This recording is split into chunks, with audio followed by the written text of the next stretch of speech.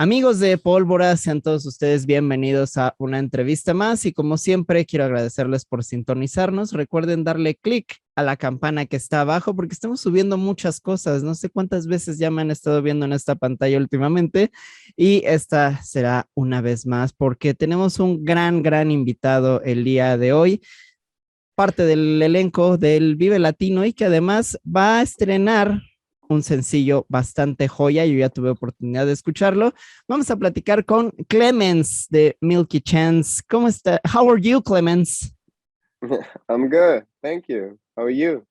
I'm fine. Thank you very much for taking my call today. And before we begin to talk about the new stuff you have been releasing and the upcoming things you're going to release, I gotta admit, I met Milky Chance thanks to through video games. I had the chance to listen to Down by the River in FIFA 15 a few years ago. Oh. And, you know, I never got the chance to talk to a band that has appeared on this series.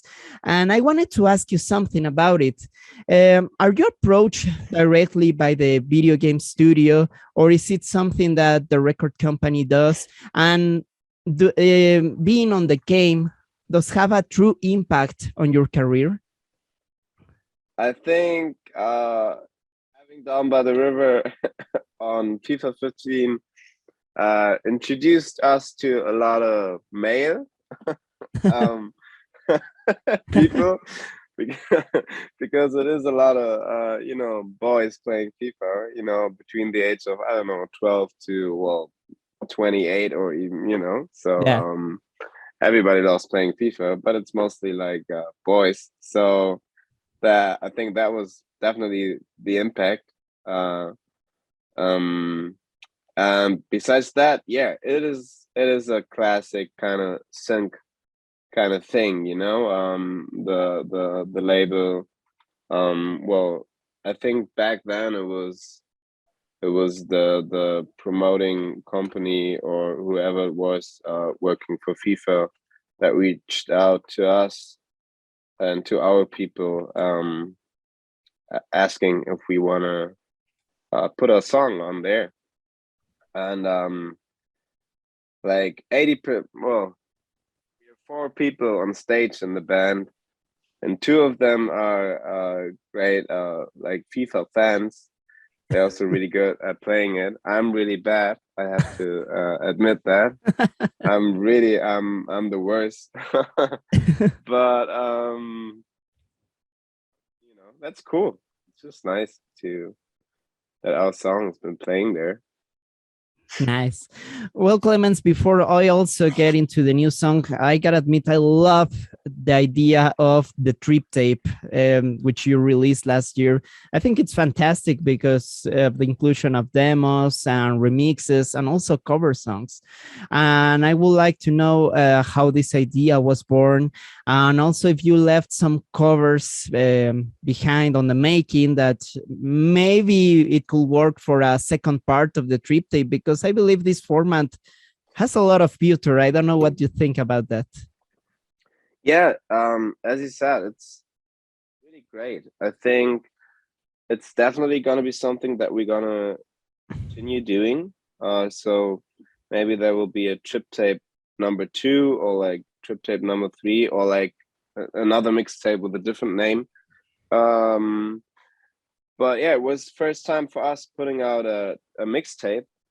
And the idea behind it was actually because we've been working in the studio now for quite a while, and like the long-term thing is the album. We're working on an album right now because we want to release a new album this year. But we've been working in the studio since like the last 1.5 years. And it was like, oh, there's like so many stuff already. Maybe some of it isn't finished yet. And but we felt like, isn't there like any other way between single and album to really share some music with the people, like with our fans, and like in a less in a more like easy way, just like just put it out. no like big promotion around it or whatever. So we were talking with our people, with our team, and it was uh, uh, pretty clear that something like a mixtape would be really cool, to also like to fill that gap in between singles and working in the studio, and then after like a long time you get the album. It takes a lot of time, and there's also like a lot of stuff and songs that that we're working on that don't make it on the album. So yeah, for us it was just it was also like very and free way of releasing music. It was like, oh yeah, we do some covers of some songs that we like, we do some remixes, we do some demos and like one or two new songs. So yeah, that was really fun. Yeah, definitely gonna do it again. Which was your favorite cover to make? I like all of them. I mean, like making them was really fun. I think like the great thing, like doing covers, producing covers, is that you don't have to worry about the song. Yeah. The song's written, the words are there, the melody's there, and it's good, it's perfect.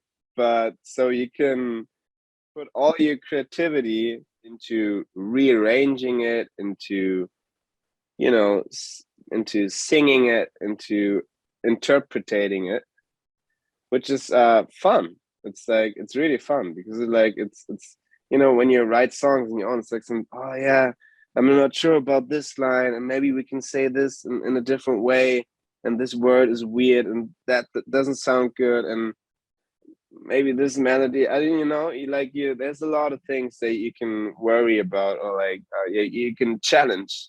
And Yeah. if you do a cover, you cannot challenge the song, and I really like that. That's really cool. I also love doing we did La Noche de Anoche. Yeah. It That was was fun. first time for me singing in Spanish. I don't know if it's like accurate, Spanish singing, but I wanted to try it out, and that was fun. But it's not a cover actually, because we only took the chorus, Yeah. and I sang the chorus, and then around that we built a beat. So it's a cover and a remix, kind of like at the same time. So that was really fun doing that. It was cool. Your Spanish is good. It's okay. Don't worry about it. It's okay. Okay. Well, Good. Clemens, now I want to talk about the upcoming single, which is coming out on March 9. Can you please tell me everything we should know? Because I know that it was produced along with Deco, which it's really great. Yeah. And if you can also share some of the work you did with them. Yeah. It's the same guys that we did Colorado with together. Remix. And yeah. We got to know these guys end of 2020, I guess, here in Berlin. Just hung out in the studio, and we've been just jamming together. And it's really yeah, we just kind of have a flow together when we're in the studio. Just really enjoy working together. Like musically, we're like really, connecting pretty well. So that was also very exciting and inspiring for us, because we do a lot of on our own. We've been always writing and producing, and sometimes it's just really nice and refreshing to also let other people in, in the process. Yeah. And it's also like you can learn a lot. And yeah, that song, that new one we wrote, we started writing it last year, like a couple months ago, maybe like even more than half a year ago. And we had this 60s sounding kind of part. That was like the start for the song. That was the first part that we had, and we pretty liked it. And then I think we've been working on, like, we spend a lot of time working on that transition, because then you have that beat and it really has a really nice energy, but and it kind of goes well together, but it took us a while to make it sounding good, and like to make it sound fluid, and yeah, it is a kind of a apocalyptic love song. Yeah. It is it is about that. I love the way we synchronize. It is about that connection between two people, or between more than two people, just that connection, that synchronization between human beings, and that strong feeling of joy and happiness. And sometimes it's kind of weird sometimes, but you probably know that when you fall in love with someone, for example, Yeah. it doesn't have to be that, but if you fall in love with someone and you feel like, don't care what's happening around you, and like, there's a lot of bad things happening, and there's a lot of shit going on, and there's like personal struggle and all that, but as long as you're together with this person, you feel like safe, and like nothing else matters. I mean, it's very, it's not like, I mean, one day reality hits in, but Yeah, I know the feeling. but yeah, but I think we all know that feeling. So that song is dealing with that feeling, and also like bit of a funny way when you're gonna watch the video, which is also kind of funny. Okay. You're gonna see it. You're gonna understand it.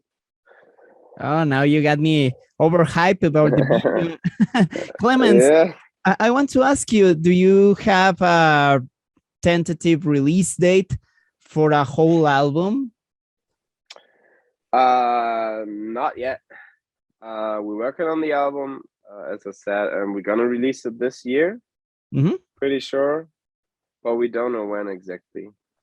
Because we gotta finish it first. And it takes some time sometimes, and we want it to be good. We want to make a good album, so we take the time that we need. But yeah, should be this year, of course. Okay, we will be waiting for it. Now, Clemens, I want to move on to other themes related to the band, because you also became fully independent with your own label lately. Mm-hmm. And I wanted to know, has it been difficult to start like from this point? And also, if you have plans maybe to sign other acts under your label? We just started it. Still very, pretty fresh. And I think we're very far away from signing other artists. I also think that wasn't like the plan for us. Mm-hmm. We feel like it's enough to have the responsibility for our label and ourselves and us as a band. I'm not sure if we want to be responsible for other artists as well. That's a lot to take in. But yeah, it's just COVID, and since all these lockdowns that we had, all the time that we had, we spent a lot of time, reflecting on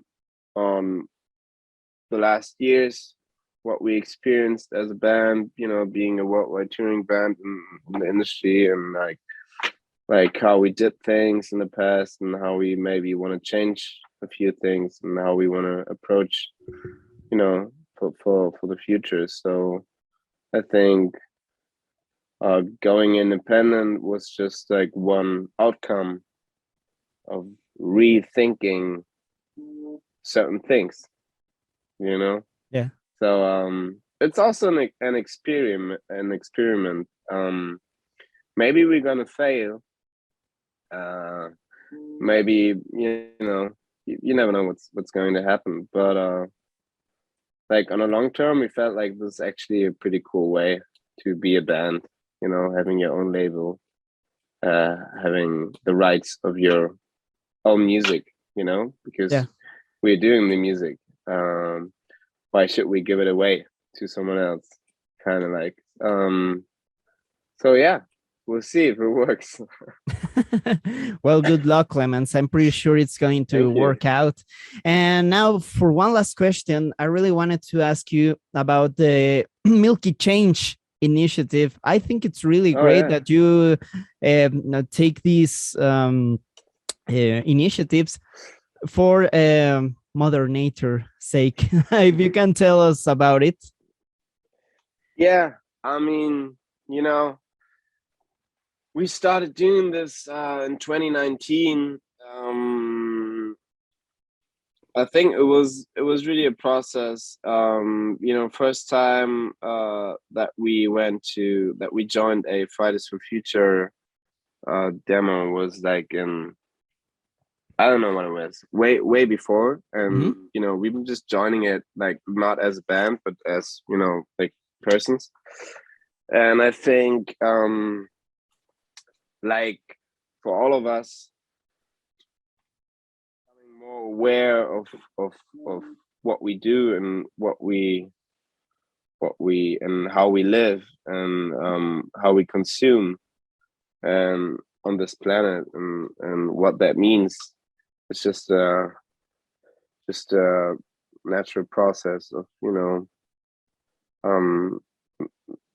for us, maybe mixture of being getting more mature, but also like just becoming more aware of the responsibility that we have as a worldwide touring band, and we have a platform and we have people following us and listeners and all that. So we just want to use that platform and that reach that we have to to play our part in this. And just being I think like in general it's just like being responsible for what we do. And I think we all, no matter if you're a musician working in the music industry or if you're a chef working in a restaurant or if you're working in an office or if you're working as a gardener or like in a grocery store or or like being a CEO of a big company, I think it just makes sense if we all start caring about that huge topic, because time is running fast. And I think the problem about climate change is that it is unreversible. It is really unreversible, but also at the same time the problem is that it's like, for most of us, it still feels so far away. It's kind of hard to grab sometimes, or to picture. like it's to picture. It's like, but it's threatening all of us, and it is the biggest, like I really believe it is the biggest crisis of humanity. And if we're not gonna make it, we're not gonna make it. It is really like that, I feel. And so yeah, we should all better get our work done, and we should all better take care of it. And it's kind of like I read that book. It's called, oh, what's it called in English? I'm always I think it's called 10 billion Okay. or something. Yeah, I think it's called 10 billion. And the author is like building the picture that climate change is kind of like if there would be what's it called? Comet. I forgot like in the movie Don't Look Up. Okay. Yeah. What's it called? What's the word for it? I forgot it. The thing, space hitting the planet. The meteorite. Meteorite, right? Yeah. So he was saying, sorry, he was Don't saying, worry. if everybody on this planet, if we all would know, like there's a meteorite hitting Earth, planet Earth, like in I don't know, 100 years, and the exact date, probably all of us and all the governments in the world and the big leaders, they would all hopefully try to do anything they could do to to I don't know, bring it in a different Direction. Yeah. And he said like climate change is the same thing, like it has the same impact, but you just don't know when it hits, Yeah. and that makes it so difficult, or it makes it more easy for us to just ignore it. And but yeah, I also feel like we got inspired by all these young people out there in the world. As I said, like first time we joined a Fridays for Future demonstration was like really like a few years ago, and it's just inspiring to see all these young people connecting all around the world, fighting and like for this. And that was also like a big part for us, just being inspired by these people, and like yeah, you just you just realize it, and then it's like, well, gotta do something about it as well. Especially because we're a worldwide touring band, Yeah. and our footprint is really not the best, and so yeah, just like responsibility thing that everybody has to take on its personal like level. Probably it's also like it's a social thing. It's like I think it's also like wrong to look at someone's personal footprint, because it's like it's a political problem as well. Yeah. And it's not like that only the consumer has to take responsibility, be responsible for it. It's also like the big companies and governments and all that. But we'll see. Yeah. I believe hopefully it's gonna work out. I hope so, and I believe the change it's on everybody's hands, and I hope that someone that's watching this interview might generate some consciousness about the theme, and also that other bands take this instance to do the same. No, to take care of this social impact, as you just mentioned. Well, yeah. Clemens, thank you very much for your time, for sharing these minutes with me. I want to ask you for one last small favor. If you could send a greeting to all the audience here at Pólvora and inviting them to listen to the new song. Yeah. What's it called? Pólvora? Yeah. Pólvora. Yeah, Okay. See, your Spanish is good. Yes. Okay. Hey everybody, I'm Clemens from Milky Chance. I want to say hi to all of you at Pólvora, and this is our new song. It's called Synchronize, and you can listen to it now. And we hope that you like it, and hopefully see you soon. Take care. Stay safe. See ya.